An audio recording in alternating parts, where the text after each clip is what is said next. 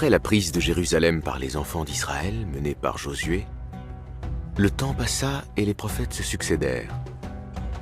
Petit à petit, les gens se rebellaient et commettaient l'illicite. Ils allaient même jusqu'à tuer des prophètes. Dieu les soumit alors à la domination de rois despotes et sous le joug d'ennemis extérieurs qui les combattaient régulièrement. Durant ces batailles, les Israélites avaient un objet nommé Arche d'Alliance.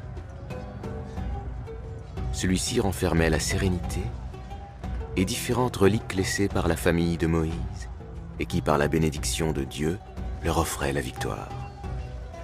Au cours d'une bataille qui les avait opposés aux habitants de Gaza, ces derniers les vainquirent et s'emparèrent de l'arche.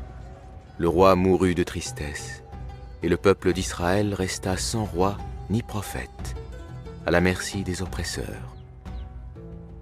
Les prophètes étaient tous issus de la lignée de Lévi, fils de Jacob. Cette lignée allait s'éteindre quand une femme issue de celle-ci tomba enceinte. Elle eut un garçon qu'elle prénomma Samuel, qui signifie en hébreu « Dieu a entendu ma prière ».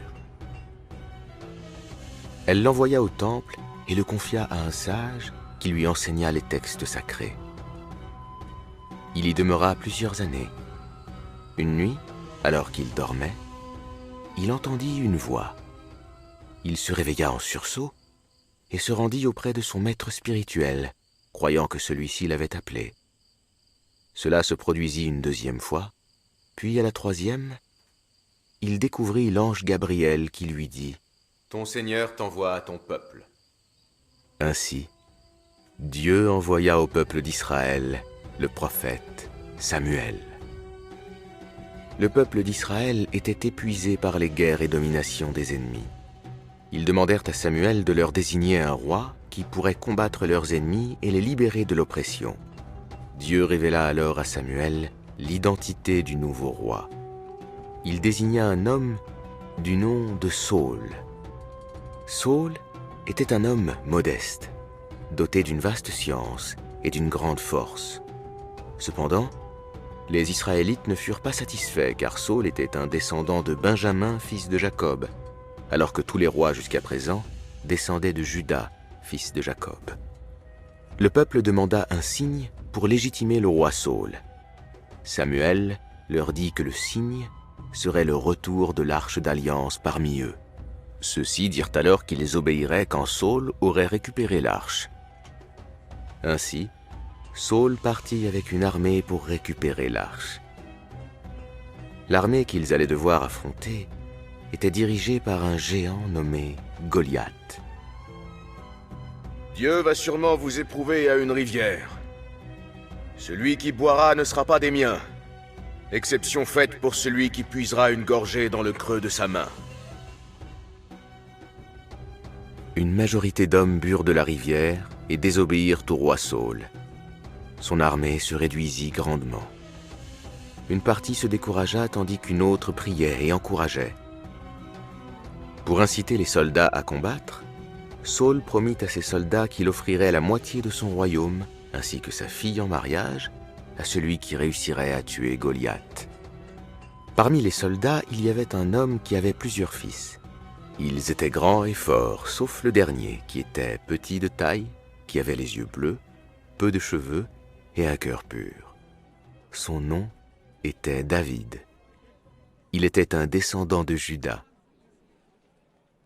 David avait entendu la promesse de Saul. Bien qu'il ne fût muni que d'un lance-pierre, il décida de tenter l'exploit de tuer le géant Goliath. Sur le chemin, une pierre lui dit « Prends-moi ». Puis une autre « Prends-moi ». Puis une troisième « Prends-moi ». Il les rangea précieusement. Les deux armées se retrouvèrent face à face. L'armée de Goliath était impressionnante. Celle de Saul était très réduite. Voyant cela, Goliath refusa d'envoyer son armée et ordonna à Saul un combat en duel, avec lui ou un de ses soldats. Personne n'osa relever le défi quand David s'avança. Veux-tu aller combattre Goliath? Je le veux. Quelles armes veux-tu et quel cheval? Je n'ai pas besoin d'armes. Comment comptes-tu combattre? Avec ce lance-pierre et ces 3 pierres. Si tu fais périr Goliath, je te donne la moitié du royaume et ma fille en mariage. David s'avança sur la ligne de bataille. Lorsque Goliath le vit, il le tourna en dérision. Comment un être si petit pouvait tenir tête à un géant de l'ampleur de Goliath? Retourne d'où tu viens. Je ne veux pas te tuer. David mit la main dans son sac, sortit les 3 cailloux et les plaça dans le lance-pierre. Il se mit à les faire tournoyer et lança les pierres qui vinrent s'écraser sur la tête de Goliath. Goliath s'effondra. David venait de vaincre Goliath. L'armée de Goliath, voyant son chef terrassé par David, se dispersa, vaincu et humilié. Saul tint son engagement et lui céda la moitié de son royaume. Le temps passa. Lorsque Saul mourut, David devint le roi de tout le royaume d'Israël et prophète. Il fut le premier homme parmi les enfants d'Israël à être à la fois roi et prophète. Malgré son statut éminent de roi, David gagnait sa vie de ses propres mains en fabriquant des cottes de mailles. Dieu lui avait accordé ce don.